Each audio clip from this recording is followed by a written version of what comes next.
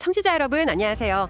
오늘은 브랜드 명성이나 뭐 가격표 이런 거 있잖아요. 이런 걸 싹 잊고 오직 소리 자체에만 딱 집중했을 때 과연 어떤 스피커가 최고일까? 뭐 이런 흥미로운 실험 결과를 좀 가지고 왔습니다. 네, 그 비엔나에서 했던 테스트 말씀이시죠? 맞습니다. 2023년에 비엔나 클랑 파르베 스튜디오에서 열렸던 스튜디오 스피커 슈팅아웃 자료인데요. 이게 오스트리아 최고 엔지니어들이 직접 참여한 블라인드 테스트라 그 결과가 꽤 생각할 거리를 던져주더라고요. 네, 이런 블라인드 테스트가 사실 중요하죠.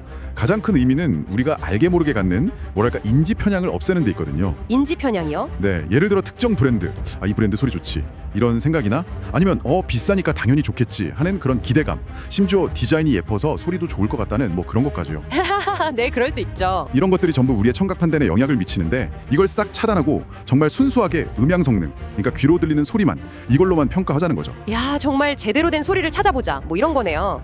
자, 그럼 그 베테랑 엔지니어들이 어떤 스피커들을 또 어떻게 평가했고 그래서 과연 어떤 좀 의외의 결과가 나왔는지 본격적으로 한번 파헤쳐보죠. 네, 이 테스트에는 보니까 알렉스 라우시나 크리스 잔카 같은 뭐랄까 오스트리아 음향 쪽에서 정말 유명한 엔지니어 5분이 참여를 했어요. 네, 맞아요. 그분들 신원이랑 소속이 각 공개되어서 신뢰도가 좀 높았죠. 그렇죠. 그리고 비교 대상 스피커들도 이게 뭐 만만치 않더라고요. 에더마디오 A7V, 노이맨 K510, 리프로듀서 에픽5, HED 타입 07, 그리고 퀘스트드 S7R. 네, 다들 뭐 각자 분야에서는 진짜 알아주는 하이엔드 모델들이죠. 맞아요. 여기서 중요한 게 뭐 어중간한 제품 섞은 게 아니라 비슷한 체급에 진짜 강자들끼리 붙였다는 거. 이게 중요하더라고요. 공정한 경쟁의 장을 만든 거죠. 그렇죠. 평가 방식도 그래서 꽤 엄격했어요. 엔지니어들이 일단 눈을 가렸고요. 완전히 가리고요. 네, 그리고 완전히 똑같이 세팅된 그 청취 환경에서 표준 음원을 들어가면서 평가를 한 거죠.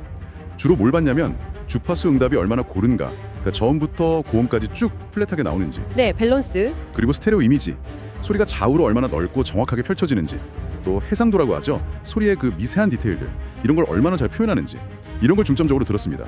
오직 귀로만 판단해서 순위를 매긴 거예요.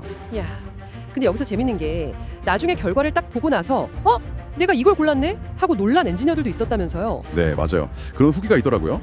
평소에 자기가 좋아하던 브랜드나 뭐 그런 모델이 아니었거나 아니면 전혀 예상치 못한 순위를 매겼거나. 이야, 이게 진짜 브랜드나 가격 같은 그 사전 정보가 우리 판단에 얼마나 영향을 미치는지 딱 보여주는 거네요. 그렇죠. 그래서 결과가 더 흥미로운 겁니다. 공동 1위가 나왔어요. 네, 어떤 스피커였죠? 바로 리프로듀서 에픽5하고 퀘스트드 S7R, 이 두 스피커가 공동 1위를 차지했다는 거. 이거 자체가 좀 시사하는 바가 크다고 봐요. 네, 특히 그 리프로듀서 에픽 5는 보니까 크기가 상대적으로 좀 작은 편인데도 저음이 아주 그냥 단단하고 정확하게 나와서 높은 점수를 받았다고 하더라고요. 네, 한 엔지니어 코멘트를 보니까 요즘 스튜디오 작업 공간이 점점 좁아지는데 이런 컴팩트함에 저음 성능까지 갖춘 건 정말 실용적이다. 뭐 이렇게 얘기하더라고요. 그렇군요. 그럼 퀘스티드 S7R은요? 이건 좀 다른 매력인가요? 네, 이건 좀 결이 다른데 굉장히 자연스럽고 편안한 소리, 그러면서도 전대역이 아주 고르게 나오는, 그러니까 평탄한 주파수 응답 특성, 이게 강점으로 꼽혔습니다. 오, 되게 다른 매력인데 공동 1위라니 흥미로운데요? 그렇죠. 그러니까 상당히 다른 음색 특징, 또 강점을 가진 두 스피커가 똑같이 최고 점수를 받았다는 건 결국 뭐냐, 최고의 소리라는 게 딱 하나의 정답이 있는 게 아니다라는 걸 보여주는 거죠. 듣는 사람의 어떤 취향이나 뭐 사용하는 목적에 따라서 다를 수 있다. 네, 바로 그거죠. 한쪽은 정밀함, 실용성 이걸로 어필했고 다른 한쪽은 자연스러움 그리고 균형미 이걸로 어필한 셈이죠. 그럼 2위는 어땠습니까? 2위는 헤드 타입 07이 차지했습니다. 이 스피커는 그 해상력, 소리를 세밀하게 듣는 능력이죠. 그리고 다이내믹 레인지, 그러니까 아주 작은 소리부터 엄청 큰 소리까지 표현하는 그 폭이 넓다는 평가였고요. 특히 전자음악 작업할 때 좋다는 코멘트가 있었어요. 일렉트로닉. 네. 그리고 뭐 아담 아우디오 A7V는 스테레오 이미지가 넓고 정확하다는 점, 뉴먼 KH150은 어쿠스틱 악기나 보컬 표현이 정밀하다는 점에서 좋은 점수를 받았고요. 각 스피커마다 개성이 아주 뚜렷했던 거죠. 듣고 보니 결과가 참 흥미로운데 여기서 또 다른 해석이 나오더라고요. 공동 1위 한 두 모델이 전부 전통적인 아날로그 기반 설계라는 점, 이걸 지적하는 분석이 있었어요. 네, 봤습니다. 이 테스트가 너무 이상적인 청취 환경에서 진행되다 보니까 실제 공간의 어떤 음향적 단점을 보정하는데 감점이 있는 디지털 DSP 기반 스피커들, 얘네들의 진짜 실력이 좀 발휘되기 어려웠을 수도 있다. 뭐 이런 해석이더라고요. 충분히 나올 수 있는 얘기입니다. 아날로그 설계는 그 특유의 어떤 자연스러움, 질감 이런 걸 선호하는 분들이 분명히 있고요. DSP 기술은 룸 어쿠스틱 보정이나 아주 정밀한 튜닝 면에서 확실히 이점이 있죠. 그렇죠. 근데 사실 요즘에는 뭐 고성능 ADD 컨버터도 많고 또 소나웍스 같은 룸 보정 소프트웨어를 아날로그 스피커랑 같이 쓰는 경우도 워낙 많아져서요.